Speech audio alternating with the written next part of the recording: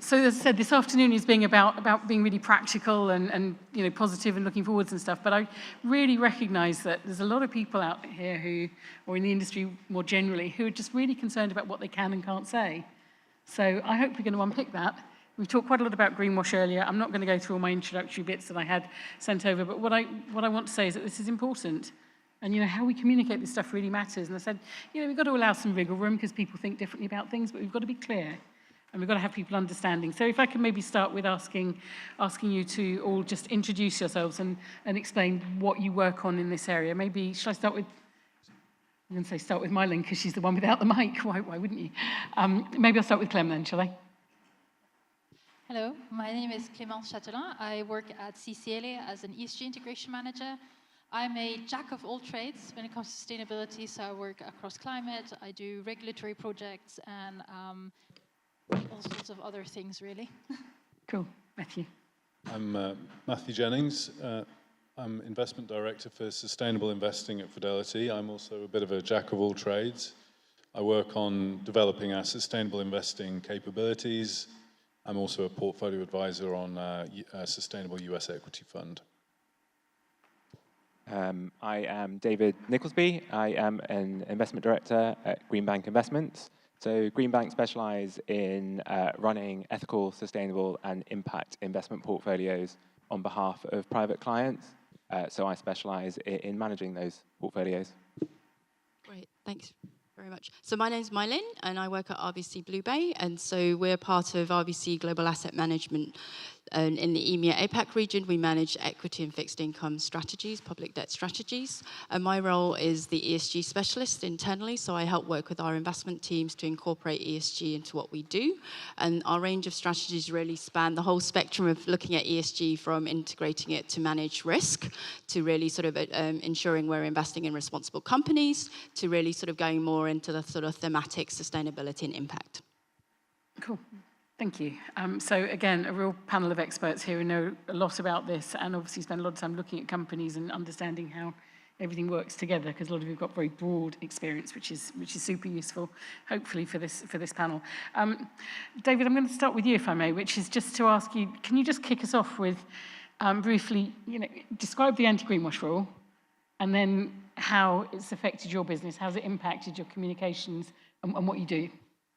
Yeah, so the anti-greenwash rule, I think, it's really made us think about how, what, and why we communicate things to our clients. And it's really made us focus on what the key messages we're trying to get across. I think it's been a great thing. So Greenbank have been in this space for over 20 years. We've been establishing frameworks. So we're quite confident on the messaging that we provide. The one area that we have looked at, which the rule really brought into focus, was the imagery that we use. And I think as an industry, we're really good at using rainforests or green wind turbines, solar panels. We're very bad at putting things in that clients might ask questions on.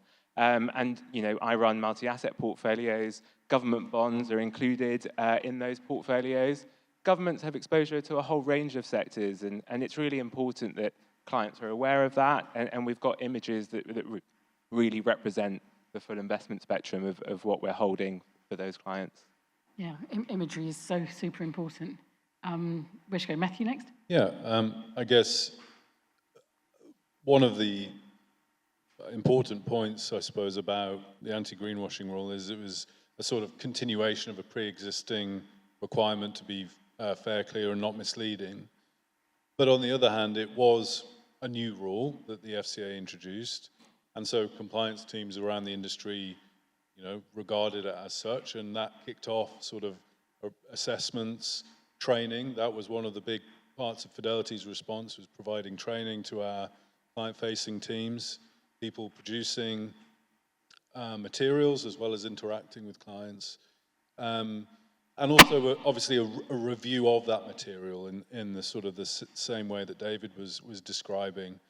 I'm sure many of you are on the receiving end of lots of sort of marketing materials from fund managers, and it, you know, landing in your inbox, be presentation decks, marketing fact sheets, you know, and so all of that has been in scope of our review, and we're just looking to really ensure that whatever claims are made in those documents can be properly substantiated, should they be challenged, and are in proportion to what the investment process is actually doing. You know, as My-Linh mentioned, most portfolio managers now or investment managers are offering a range of services, and so the messaging does need to reflect what that individual strategy is actually doing.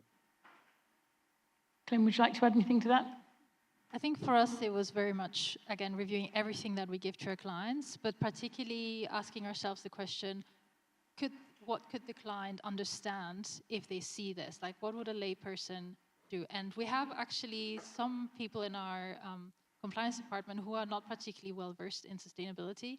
And so they would go like, what does that mean? And do we even do that? I find that so hard to believe in CCLA, but anyway. Yeah, but it's actually really useful, because then you get the perspective of somebody who is not familiar, and they ask very, very helpful questions that clients, if they were tasked with that, would ask. And it, I think, helped us with making everything a lot clearer and define difficult words and things like that. My-Linh? Maybe I can pick up. So I think definitely the point about images, because it's about proportionality and context, that are you misleading or not, to that sort of point, and your bit about sort of forgetting, is it actually understandable to the layperson? And I guess my other bit I'd add that's slightly different is I think it's forced us to be a bit more cognizant about language and terminology, because I think this space is full of it. We've got an alphabet soup of lots of different terminologies, and I think it sort of varies. Different people have different understandings of it, even within the retail market. So I appreciate with you, you've got clients who have a very range of spectrum of understanding about climate change, about human rights, and what their hurdles are. So I think it forced us to really sort of, are we actually using jargon and definitions without really explaining it, and is it really reasonable to sort of a person to understand that? So it's what, I think, Matt, what you were saying, it's what the industry has been doing, but I think what happened was that it caused us to really level set and just reassess. But the challenge I think we'll probably go on to is that, unfortunately, with ESG or sustainability or RI and people, there's a whole spectrum of understanding on this, and how do you actually find that happy medium of balancing that communication for simplicity, but also providing sufficient context. Yeah, exactly. And maybe you can kick off, My-Linh, with the next question about, can you give examples of what works and what doesn't work, and trying to bring that all together a little bit. And, you know, I think we've all identified we've got a bit of an issue with compliance professionals, right?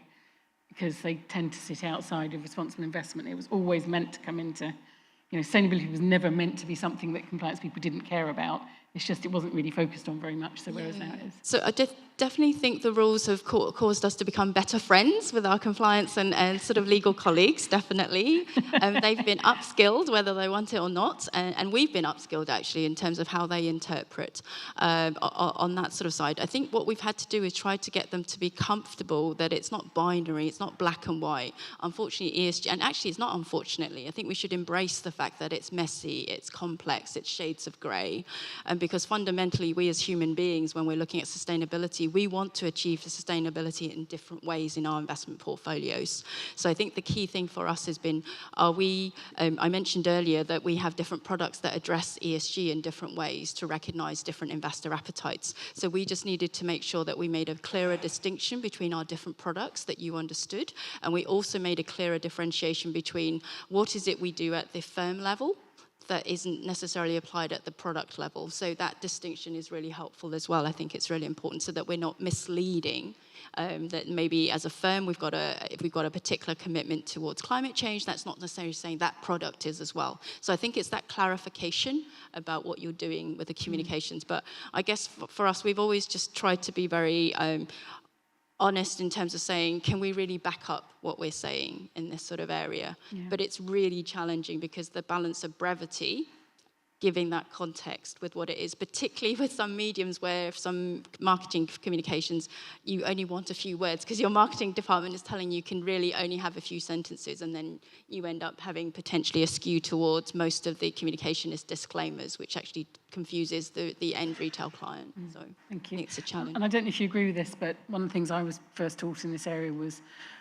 to recognise that things change in businesses all the time, especially if you're talking equities. You know, you can have a fantastic company one day and then something goes very wrong the next.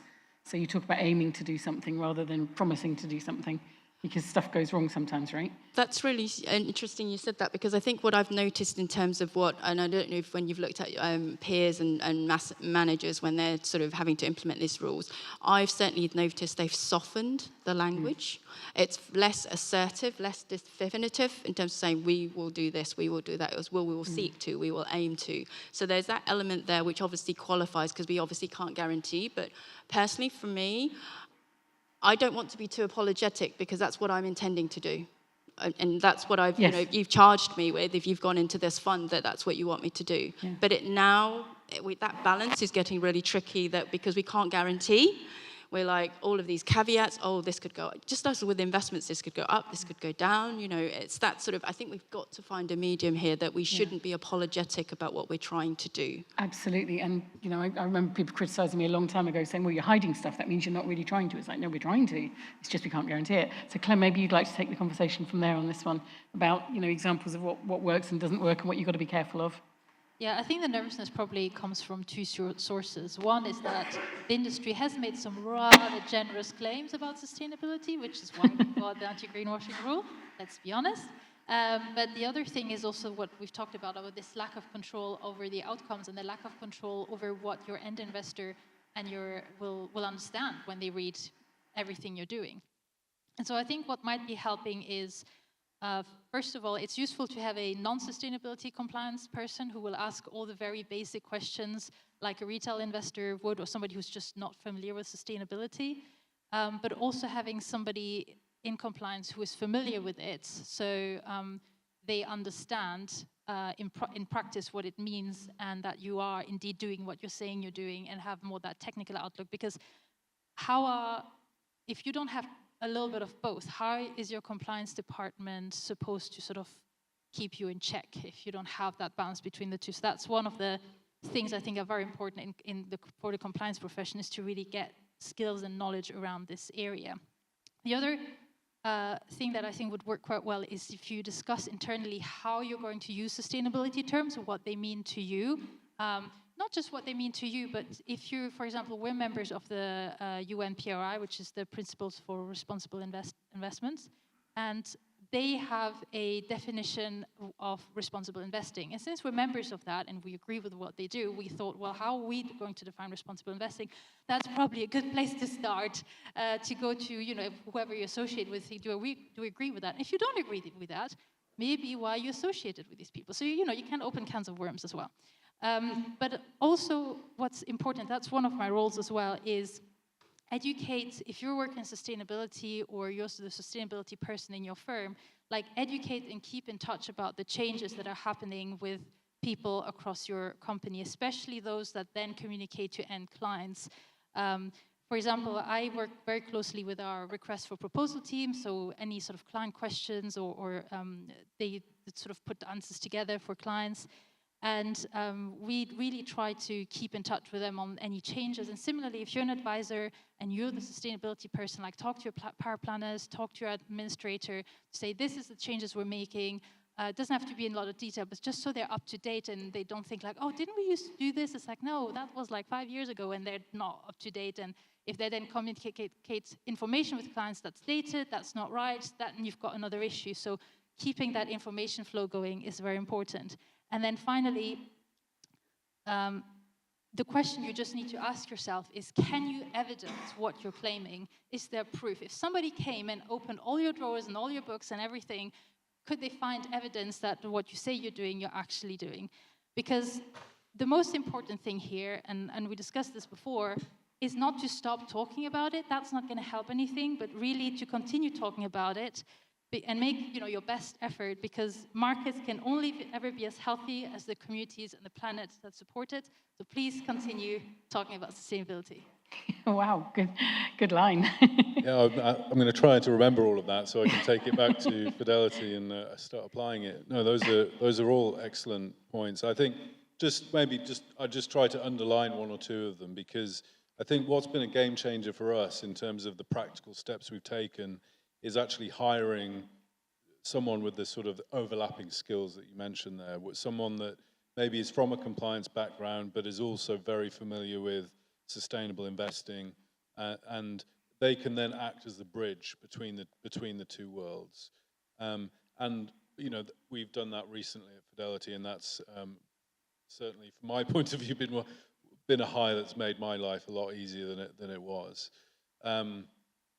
Yeah, so I think, yeah, but some great points there from Clem. Cool. David?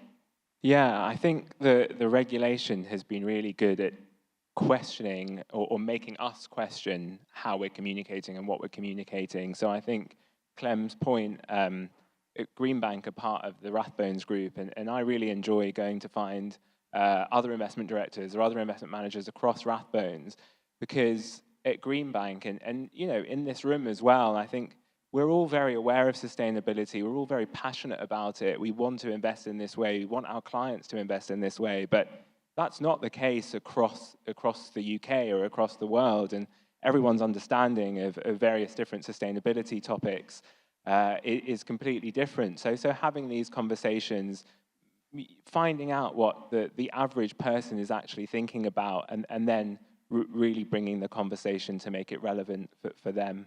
Mm. And it lands so differently with different people. I don't know if you heard the example I gave early this morning where I was at a conference recently, and one of the stats that jumped off a page for me was someone asking about whether or not people wanted ESG risk to be taken into account, material ESG risk to be taken into account. 22% of people didn't. It's like, so some people, actually, it's a relevant risk. It's going to hit the value of your investments, and you don't want it taken into account.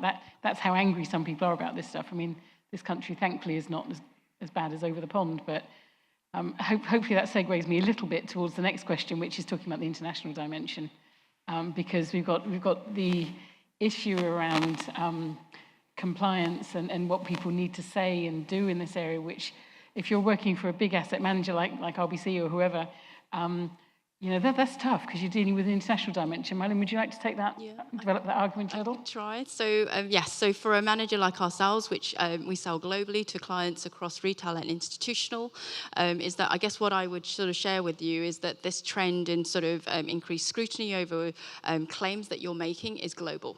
So it's not just UK, we're obviously seeing that manifestation, but in Europe it's been happening for a while as well. And I'd also say it's not just sort of targeted at us in the management space, it's actually, you know, on companies as well. You've seen a lot of regulation coming in to say actually if your companies, you're claiming to be net zero, carbon neutral in your products, you've got to back up those claims. If you're saying your products are ethical, you need to back up those claims. So it's a broad trend, but I think what we've seen is Europe has really taken the lead on that part, and then UK has obviously done that as well. But I just really wanted to get across that outside of Europe, we are also seeing this scrutiny, particularly in North America as well. Surprising, I know, all the anti-ESG sentiment that seems to be going around in the US. They've also been looking at aspects of sort of appropriate selling and communications of what you do on financial products. So the SEC has been sort of looking at fund names and looking at rules. It's not a specific regulation around ESG specifically, it's just about funds. Are you naming it appropriately? Are you misleading about what sort of products it invests in? And so ESG comes into that. So I think that's a healthy thing, and Europe has been doing that as well, because obviously for any product, the name is very prominent. You actually infer from there what the product does. So you need to be appropriate in terms of the ESG terminology you're applying.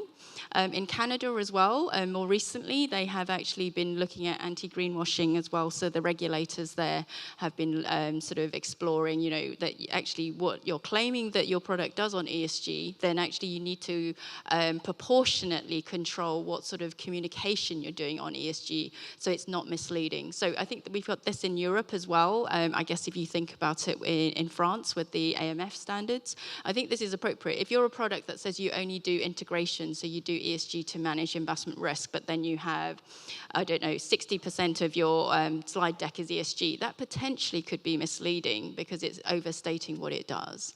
But obviously, if you're something that is an impact strategy, you would expect more content around ESG in your presentation deck proportionately to illustrate what you do on that side. So I think it's just increasing. I think it's a good thing, because I think it's, to your point, Clémence, is that there obviously has been some instances of bad practice which is giving the rest of us a bad name. So we need to sort of tidy up our practices on that side. But I think the danger is to not let it go the other extreme and people actually become scared and don't talk about ESG, because I think the whole point is we've had this swing where it's actually being used proactively and explicitly to differentiate products and to differentiate sort of managers and address sustainability issue. We just need to get the right balance. Yep, and that takes us to our next question. But let me just ask quickly if there's anyone else who'd like to pick up the international. Maybe Fidelity, you're pretty well paid, quite big, I think. I think so. The divergent approach that different regulators are taking to this same topic is for me, one of the biggest challenges of sort of implementing it. Because, okay, we have so in the UK now we have a specific meaning, requirements around a sustainable fund, a fund that is called sustainable, what that does means one thing in the UK, in the EU means something else. So there are requirements in the EU as well, but they're different requirements. Not necessarily in conflict, but also not completely aligned.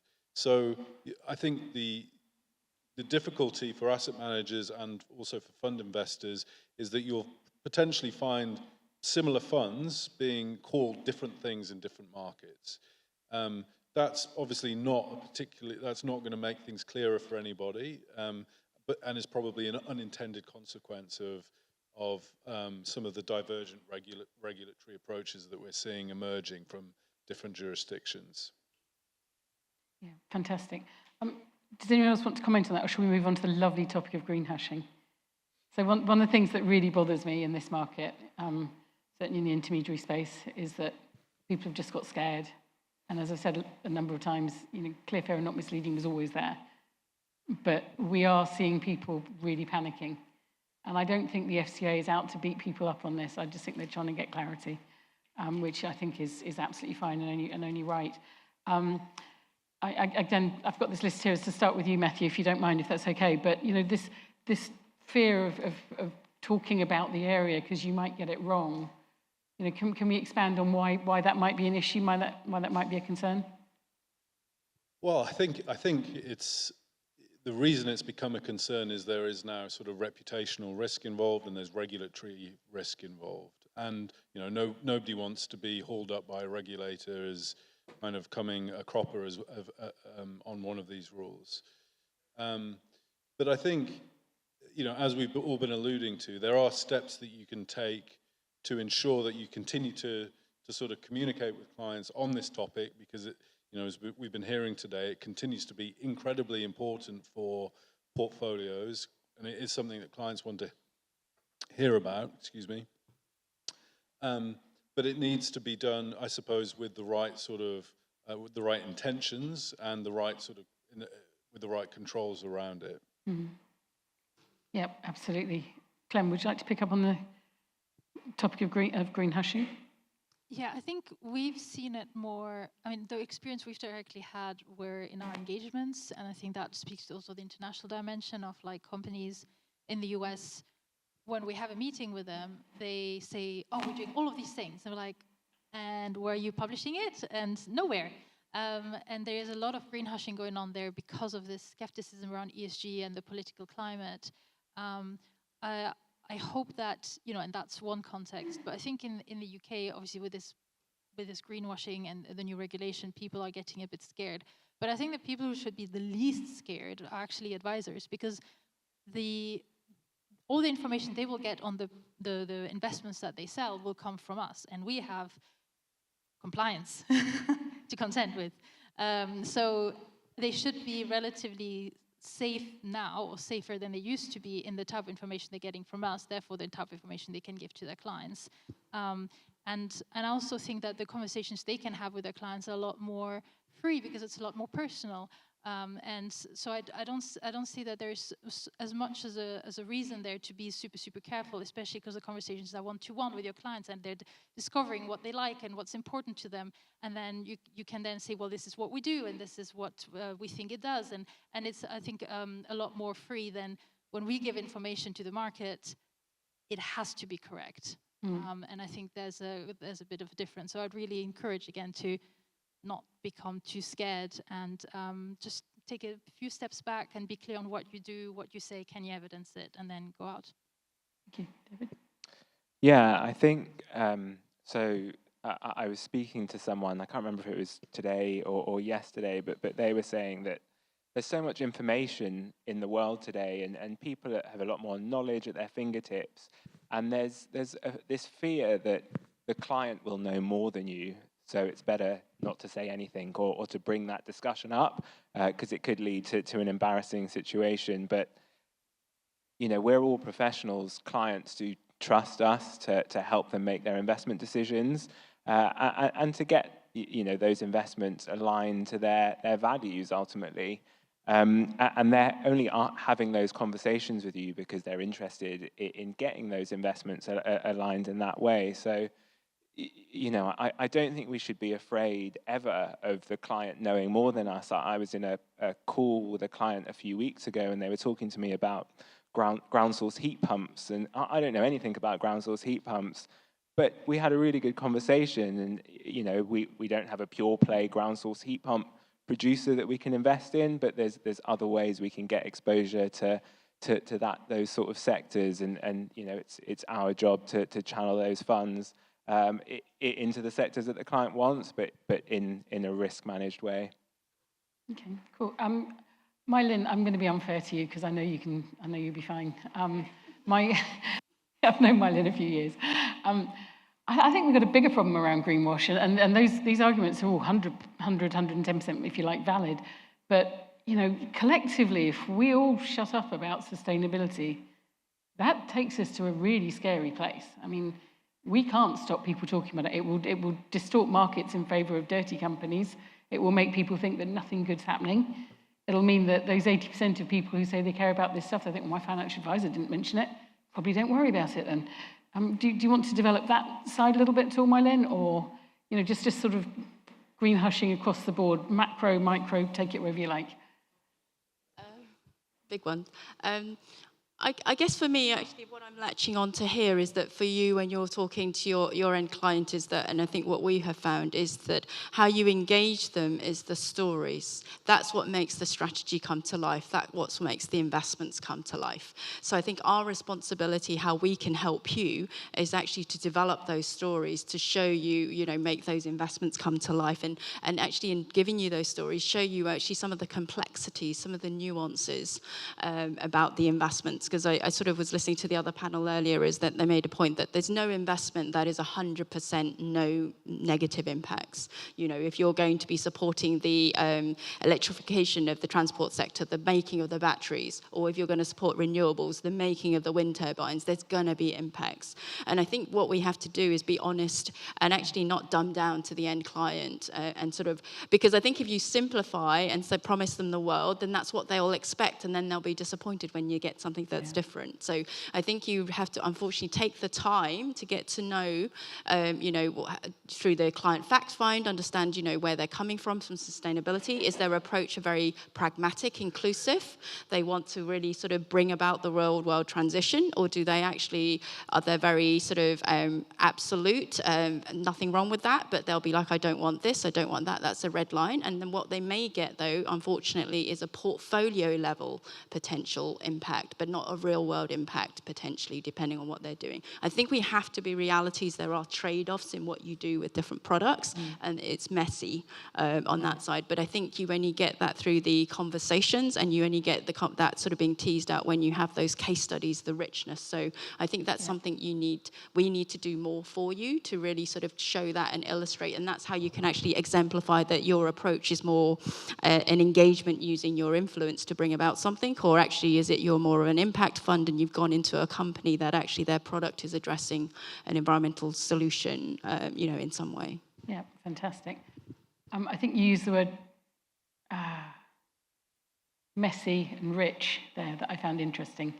It's a question of positioning, isn't it? It's, you know, some people are going to see it as messy and I'm going to stay away, and other people are like, no, this is rich and interesting and detailed, and I guess I guess I like both, but they're interesting words. I think, isn't that why it's often a bit of a difficult mapping onto sort of financial market regulations, which are used to dealing with more clear-cut, arguably, situations. There's a lot of subjectivity involved in sustainable investing quite often. Again, so I think, and to your question around sort of what are the risks of green hushing, you know, stifling the conversation is not going to move us forwards, is it? Exactly. That's the key point, and it's not going to help us to sort of untangle some of this and work our way through this wonderful mess. Yeah. And it's also, the more we talk about it, the more it's in the day-to-day life, the more it's normalized that we need to care about it, and the more then the environment and the mood is ready then for change that needs to happen. I think Exactly, that's a very clear one. Absolutely. This might be a bit of a bold statement, but I have complete confidence that we're not going to stop talking about it. I think if you see the progress that we as an industry, but sustainability as well in general, has made over the last decade, it's been absolutely massive. And yes, it is messy. I think we need to think about how we incorporate all of the traditional financial measurement with incorporating sustainability into the investment process. So maybe we no longer look at 1, 3, 5-year returns for a sustainable portfolio that's invested for 5, 10, 20 years, and that's the sort of time horizon for the investments within that portfolio. But we will adapt, and through conversation, through these events, I'm sure we'll see progress and the continued evolution. Fantastic, thank you. Can I just ask quickly if there's anything anyone else would like to add to what you've said already before we open to questions, because I'm aware I jumped around a little tiny bit, but is there anything anyone would like to bring in addition? No. Okay, let's open for questions here, because this is a big old subject, and it kind of matters to all of us, right? So if anyone here has questions, please, hopefully we have some mics around, please put your hand up. Lady in the front here.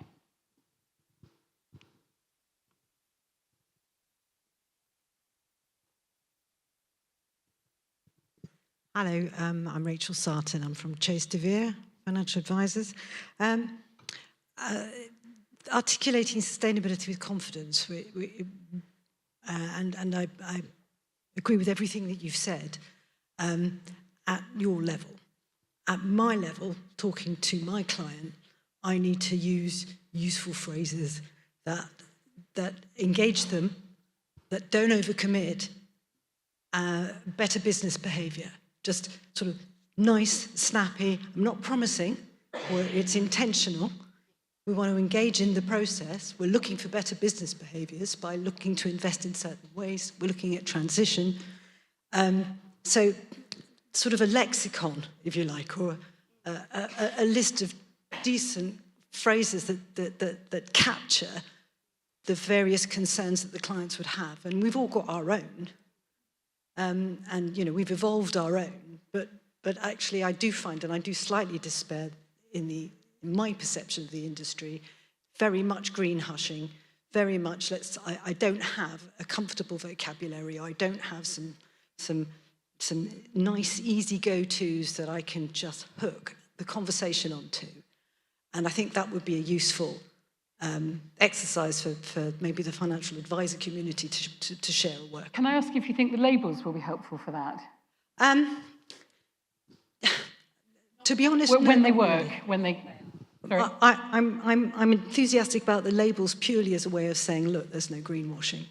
That's the extent of how positive, and I feel positive about it, but it's a marketing exercise. As far as I can tell, it doesn't change behaviours at fund level. So that's the perception that I have. Whether it's true or not is another matter, and that hasn't been addressed as far as I can tell. Because these guys are going through a lot of hoops to get the labels. Exactly. No, and I'm sure it's tough bloody work, process. but it's work in terms of articulating what you already do, better. They're going to have, because they were designed to deal with the trust issue, right? Yeah, exactly, and that's the core of where it's useful. And that's why we wanted to decouple sustainability from ESG, right? Because ESG integration is good, but it's not sustainability. It's not. No, absolutely, and I think it's useful also not to use ESG in the way you've focusing quite so much and focusing more on, as you say, sustainability, responsible investment, better business behaviour. There's a suite of things that we can all use that I think would be useful, that will then maybe help avoid the green hushing And I do think also maybe, just to finish, the financial advisor community could do a bit more focused CPD on making sure everybody is mandatorily at least educated about. So for the Advisor ESG. Sustainability Group, we've got one of the sections of the fora is called Sustainability 101, and there's been some people who've been really criticising us, saying, oh, you're going to need a degree in sustainability. You don't. We're just trying to make You don't know, you just need understand to the be, key you need to be issues. educated in. Please, I need to stop talking. So in terms of education, I know there's the Sustainability 101, which is being discussed at the FCA, but there is, and I'm going to plug the CII course if you don't mind. No, do. But the CII has written, and I know the CII has written a good course, I know, but they have written a really good course on sustainability. It's an e-learning thing, you don't have to do an exam, it's bite-sized, it's really good at explaining the various things. Anybody can take it, it doesn't have to, it's not difficult really. But I really sincerely hope that when we have more labeled funds out there, the advisors and the clients will find the labels very useful, because it's a heck load of work. And but in a positive way, it is encouraging fund managers to do better, because, for example, at CCLA, what it has encouraged us to do is to actually put everything down on one paper. And I remember James and I, when we had put it all on 12,000 words, we were like so proud of ourselves. Like, we don't care if we're going to get a label anymore. We're just so proud of this piece of work, actually writing down what we've been doing for so long. So it will change behavior, but I appreciate that at this moment, when you've literally got 2 funds that have a label, you think, well, that's not very helpful, but I do hope that it's going to help. I think, as we've heard today, the asset managers have been jumping through the hoops to get their labels, and there's a lot of back and forthing with the FCA. I do think as more and more funds get labels, there'll be more and more consistent documentation that we can read. The industry bodies like the CII, but the CFA have their own ESG course. There's lots of things out there, and at Greenbank we do a demystifying ethical and sustainable investment, and I think we're right in the infancy of having better vocabulary that we can communicate to the end client in a very simplified way. But I'm hopeful that in the next year or two that will change. I was just going to come into your point, is that it's sort of plain English, isn't it? That's what you're looking for in a way that we can put. And I think actually this drive, whether you get a label or not, or whether you're in scope of the naming and funding regimes, marketing regimes, you will actually get that, because it's forcing us all to actually simplify what we're doing. And I think those funds that are actually in scope and have to put together the consumer-facing disclosure document, we've got 2 pages that we can only put. So that will start to trickle down across, because what will happen, and this is actually the unintended consequence, but it'll be good, is that even if you're not in scope, for us, the practicalities of having different marketing material just won't happen. So everything will get done in that way as the lowest common denominator. So I think you will get that trickling down, but to your point, it's very well made, is that I think we made it in terms of jargon and definitions. We need to go back to plain English, and there's things that we all go to very simplistically. You've got 5 minutes with a client. What does this product do? That's actually, take away all the marketing, take away all the spiel. This is what we're going to do. Exactly. So I think it will come. That was the plan. Lady here. Yeah, Sam Second from Women's Wealth, and I'm here because I ran a business for 15 years, which was focused on baby boomers at retirement type of stuff. And then I launched a business which is focused on millennial women called Women's Wealth. And I am amazed that 83% of the investors in Women's Wealth, because of their age and probably because of their gender, are wanting to screen their investments in a socially responsible way. So that's why I'm here, because I didn't realise how important it was to that generation of clients. So that's some really good news, but they are very, very disinterested in a lot of the language that you're using. You know, these are young people with busy lives, and they haven't got time to become experts in the subject. They need this simple language. They need to be, and I am very disappointed to find how exclusive these labels are going to be. Very disappointed. To find how what they will be. How exclusive the labelling is going to be. How much is going to be outside of that labelling regime. How can I be whole of market as an IFA and use that labelling regime? I can't, so I'm going to abandon it. Oh, you can use it. I mean, I see it as being a starting point. But yes, there were a lot of us at the time saying, get it all in there. But I hope that's the direction we'll go in, right? We start somewhere. But sorry. I was just going to say, but you're right, because obviously the SCA's deliberately gone to choose one sub-part of the market and flesh that out. It's not covering a whole of market. And telling stories is so important. Here's a suggestion. On fact sheets, why don't we make it compulsory? You put case studies of holdings that you invest in, companies you invest in, real stories. Because that's a perfect way for an IFA to relate to what's in there.